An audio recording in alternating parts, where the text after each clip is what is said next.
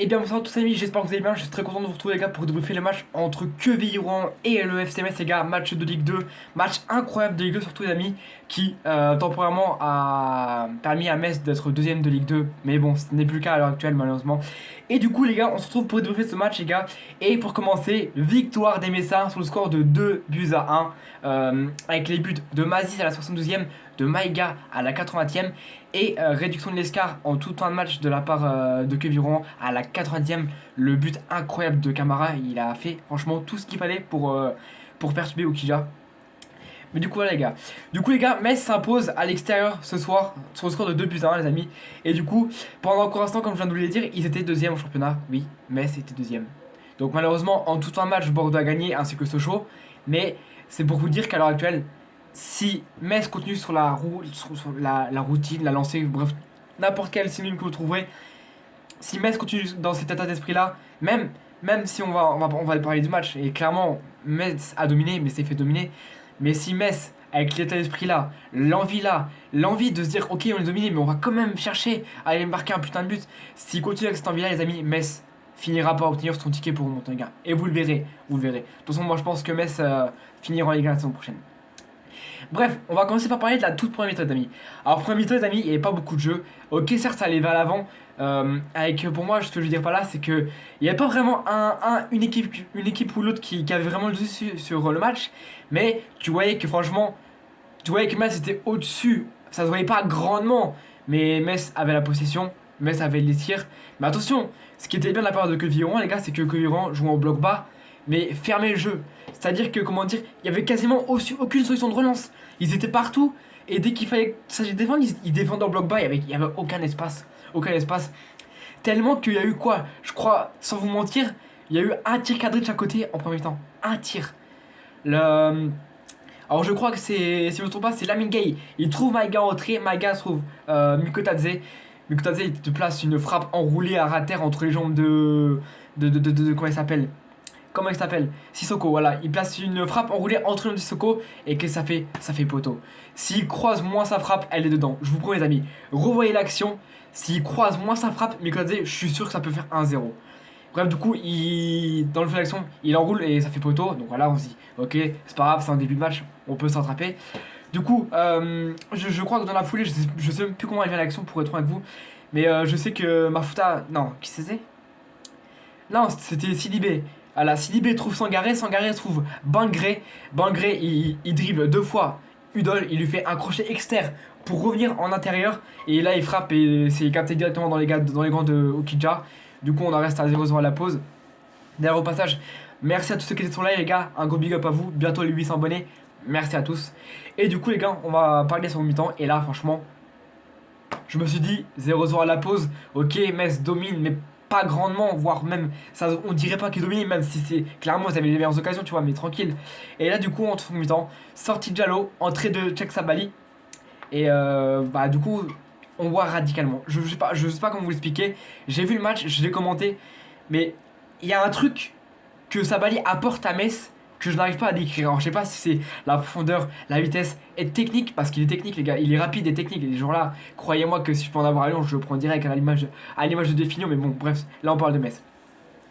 Et je crois, sans vous mentir, il va y avoir des occasions, ok, par-ci par-là. Et ce que j'ai pas apprécié dans la seconde mi-temps, c'est que Metz s'est laissé dominer. La possession était plus en faveur de Quevilly-Rouen. En premier temps, les deux étaient égaux. Metz était un petit peu au-dessus. Mais en second mi-temps, j'ai quasiment vu Quevilly-Rouen, les amis. Pour être franc avec vous, j'ai quasiment vu que Quevilly-Rouen, les amis, pour être franc.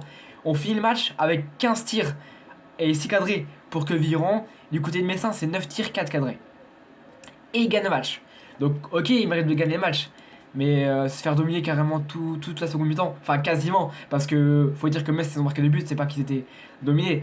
Mais on va dire qu'ils ont. Je sais pas si c'est un saut du coach de la Somali de laisser la possession à Quevilly-Rouen pour pouvoir marquer des buts, mais en tout cas, si c'est la tech, elle a marché. Donc vas-y, respect tranquille à toi, Bologna. Mais du coup, voilà, ça va à Liang, ça va continuer à jouer. Ensuite, il va y avoir le but de Mazis qui arrive à la 72e minute, les gars. Udol déborde sur le côté gauche, centre, tête au premier poteau de Mazis, ouverture de score 1-0. Le but il est incroyable. Je peux pas vous mettre à l'écran, mais j'aimerais bien vous mettre le centre d'Udol. Il est millimétré pour la tête au premier poteau de Mazis.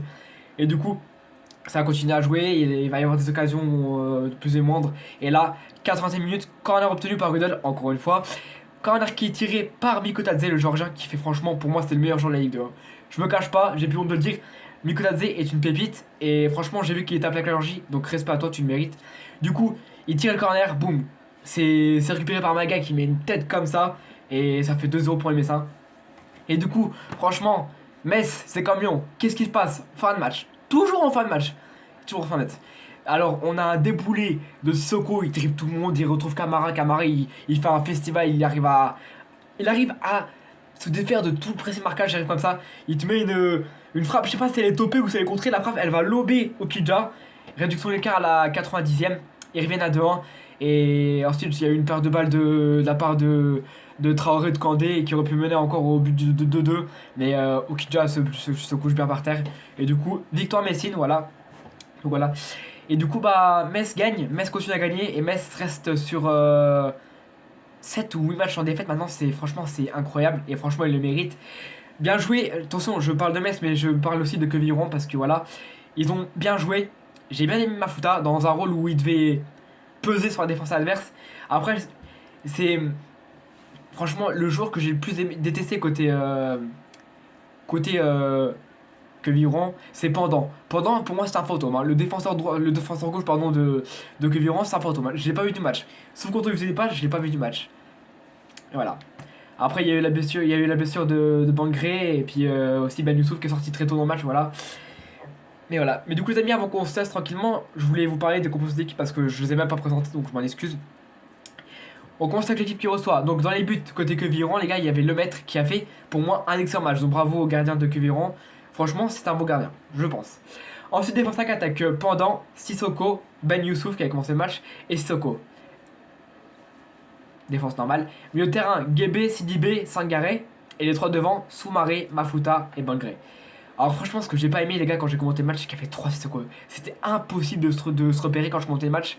Tellement il y avait Sissoko. 2 Sissoko en défense, 1 au milieu de terrain, c'était incroyable. Laisse tomber. Et d'où les gars, côté du FC Metz, ça a mis compo typique normal, la même à chaque match. Ukidja dans les cages, Udol, Kandé, Traoré, Kouaou en défense, Maïga et Jean-Jacques en 6. Et ensuite devant Gay, Maziz, Jallo et tout seul en pointe, Georges Mikotadze. Voilà. Dans le match, j'ai bien aimé parce que Quevilly-Rouen, même s'ils encaissent les buts, ils ont pas dit ok c'est bon, ouais frère, on a perdu, tranquille, on va se dominer. C'est qu'ils ont été dans la réaction tout de suite. C'est-à-dire qu'ils ont encaissé un but, ils l'ont pris mal parce que franchement faire 0-0 puis encaisser un but comme ça tu le prends mal. Ils encaissent un deuxième but et c'est directement les gars sur la réaction d'après et ils vont chercher le but du 2-1 et ils trouvent le moyen, ils trouvent les armes, ils trouvent la grinta en fin de match d'aller foutre le doute à Metz. Et bon, Metz ne craquera pas parce que Metz a su bien défendre et bien gérer le match jusqu'à la fin du fin. Mais au moins ils ont eu ce truc de dire ok on perd mais on a foutu le doute à Metz. Et franchement rien que pour ça bravo à vous. Bref les amis, je pense avoir fait le tour sur les briefs. Voilà, belle victoire Messine mais aussi beau jeu de la part de Quevilly-Rouen. Donc là actuellement où je vous parle les amis, Metz reste 4ème du classement. Ainsi que Quevilly-Rouen, je pense qu'ils sont restés 6 ou 7ème, je sais plus trop. Je dois être avec vous hein, les amis. Voilà. Bref les amis, je vous laisse là. Je pense avoir fait le tour de cette vidéo, de ce petit débrief les amis. Je rappelle que là c'est la trêve en Ligue 2, j'ai oublié de le présenter mais c'est la trêve en Ligue 2. Donc il n'y aura plus de live en Ligue 2 pendant 2 semaines. Pour ceux qui me suivent en Ligue 2, je rappelle que à partir de lundi je serai en live sur Twitch quasiment tous les jours de 17h à 19h voire plus même si je peux. Donc on livera le lundi, le mardi, le mercredi, le jeudi, le vendredi. Non, on livera lundi, mardi, mercredi. Jeudi, on fait repos, on fera un autre jeu. Jeudi, on trouvera un autre jeu comme je l'ai dit. Et on continuera ensuite vendredi, samedi, dimanche pendant les 2 semaines de trêve. Et on verra si j'arrive à m'adapter avec après la trêve, si je peux continuer à faire ça. Et du coup, voilà.